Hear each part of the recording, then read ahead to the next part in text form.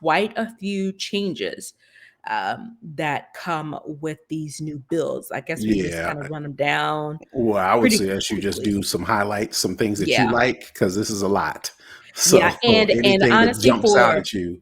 yeah, for definitely for iOS 15 and iPad OS 15, those are probably the two biggest um, releases that most people are, concerned about.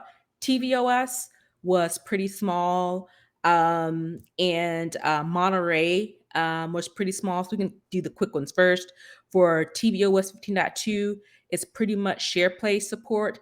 And in the release notes, they didn't really say anything else other than SharePlay support. So basically, it's probably just some small, minor changes, nothing probably feature focused, probably just a lot of under the hood type of fixes that really do too much. For Monterey 12.1, the two biggest things is universal control seems to now finally be coming to the OS. And if you remember, this universal control was announced back in September, I believe. And this will allow you to have a single keyboard to control both your Mac and your iPad. If you remember on the demonstration, you were able to see they had the iPad set up, and I think it was an iMac at the time, how they were able to control both of those screens with one single keyboard. And that was pretty slick, the way you're able to just have one basically input source, and then it outputs to two different things, interchangeably. The other thing is SharePlay is apparently coming to Monterey 12.1. And again, we've talked about SharePlay before, which allows users to share music, movies, TVs, all during one FaceTime call. And we know that we can have multiple people on FaceTime calls. And we know that now FaceTime is not just limited to Apple users. You can send a link, and you can kind of pull in Android and users as well. So those are the kind of the highlights for those two. Anything kind of stick out to you on Well, any of just a those you're excited note, about?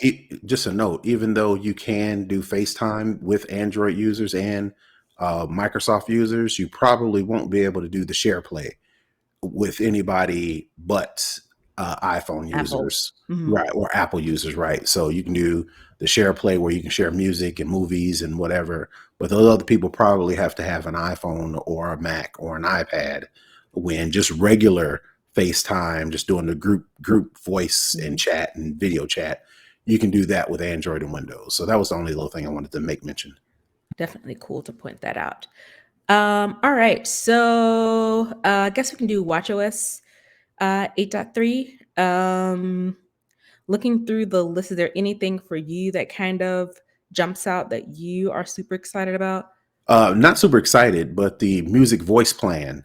So Apple announced the music voice plan that'll enable you to run through or have access to Apple's music library using just your voice. Now, originally, that's the best for HomePod, but also for your Apple Watch if you have cellular and you have cellular service. That way, you can use your phone, use your AirPods, or ear whatever headphones you're using on the watch. Just say, hey Siri, play whatever album, whatever track, and you Mhm. can do that independently or just on your watch and on your headphones. um, Other than that, that's pretty much it that I can think of for Apple Watch that jumps out at me. Again, Apple Watch is a small device, so they Mhm. keep adding stuff, keep adding stuff, keep adding stuff, which may, in my opinion, um, too many features on Mhm. the Watch app. I think keeping it, and this is my personal opinion, keeping it just to like messaging, keeping it just to being able to play music if you don't have your iPhone, Mhm. being able to do transactions, financial transactions, and just being able to get alerts. In my opinion, is pretty much all you need to do on a watch. So all of these features, they keep adding stuff. Eventually, I can't find the right word for it, but eventually you're gonna be able to do too much on your Mhm. watch, and then Apple's gonna have to support that. They're gonna have to end up making the screen bigger and bigger, and they got to, So And it's again, gonna defeat the purpose of of having, having a this on right, your watch. right, Yep. yeah. The only thing I think I'm probably more from a support side is now that the app privacy report that we've talked about before, now it's going to be able to record the data and the sensor. So that way you can Oh have a yeah, little you're more right. You're right. security That's a good one too. around any of your biometrics. That's pretty much probably the biggest thing. The other stuff, feature, I mean, photos, I mean, the screen is small, you can't really see the photo so much. And my thing is there's still no like camera on the watch. So that to me would probably be the biggest sort of like improvement other than, a bigger screen. But now they have the ones that have the latest Apple Watch has kind of like the almost Edge edge to to edge edge screen screen. and it's thinner. So it's not too much more you can really do. Right, right. But even still, you can't enjoy pictures on your watch. Yeah, You it's so can see small. them. You can't Yeah, enjoy them. You can see yeah, them. yeah, yeah. So yeah. All right. Now on to the big boy, the iOS and iPadOS 15.2 release. So there changes to a lot, and there are a lot of bug fixes as well. Um, I don't know. I don't use CarPlay, but there are some updates to CarPlay. Eh. Uh, and they're kind of like you said, man. If you don't really have CarPlay, what can you really do? The big thing I think they talked about before was the Apple Music Voice Plan, which is like the 4.99 deal. Hmm. You mentioned it is similar to the same thing on your Apple Watch. Um, I'm not other than I don't know. I don't I'm not super overwhelmed by anything, even though it's a lot that they are kind of bringing to the forefront. It's nothing really that I guess overwhelms me. The only thing I think we talked about it before was um, if you don't have, say, if something happens to you and you pass away, someone having access to your iPhone Hmm. and the data, because again, pretty much everything is on your iPhone. Passwords, if you use like a password manager, or if you use Keychain, you can put important information on your iPhone. So having that access, what was it, legacy something? Right. Digital legacy. Digital legacy.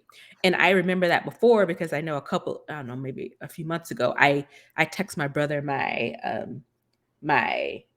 pin to my phone. He was like, "What's going on? What's wrong?" I was like, "Nothing." I was thinking about it and I was like, "Let me go ahead and send this before, I forget, just so that you'll have it in your text messages."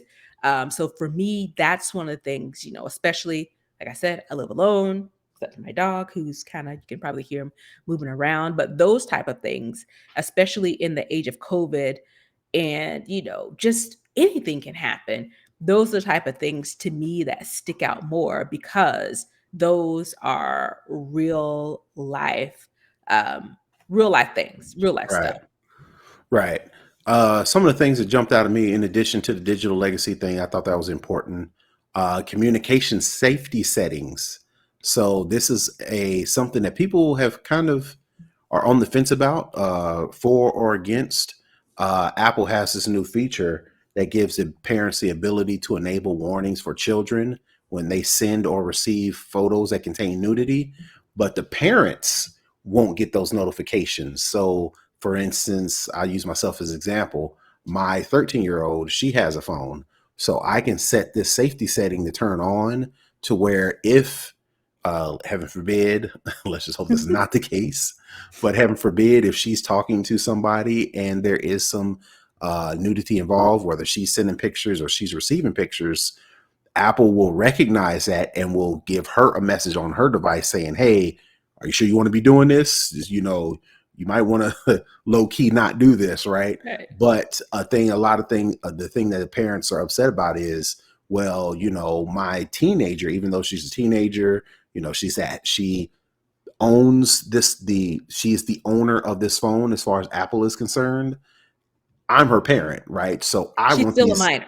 Right. I want these notifications as well. And Apple's like, they don't know if they want to get into, privacy versus parenting. So Mhm. I saw some, dust up on the internet about that. So, I think Apple's stance is, well, we'll make sure somebody's notified. But as far as, Apple's big on privacy. So it's like, okay, the Apple ID this device is assigned to, we're going to assume that person wants this special privacy. So for now, Apple's kind of like, yeah, we ain't gonna jump into that water. So we'll see about that. The Yeah, I can only kinda other see thing, both sides of that too. That's a right, very right. interesting concept. I can too. I can, even as a parent, I can see both sides. I've had conversations with my daughter. I've talked to her about the right and wrong things and safe things to say, and what you can't, what our expectations are of her. And so far, so good. So I am not concerned about my kids as much, but there are some parents out there who may have some kids that may be trying some stuff on the low, and they may want to have that extra layer of protection, which is fully within their right because these Yeah. are minors. Um, Only other And thing that maybe I not thought, having these type of conversations with their children.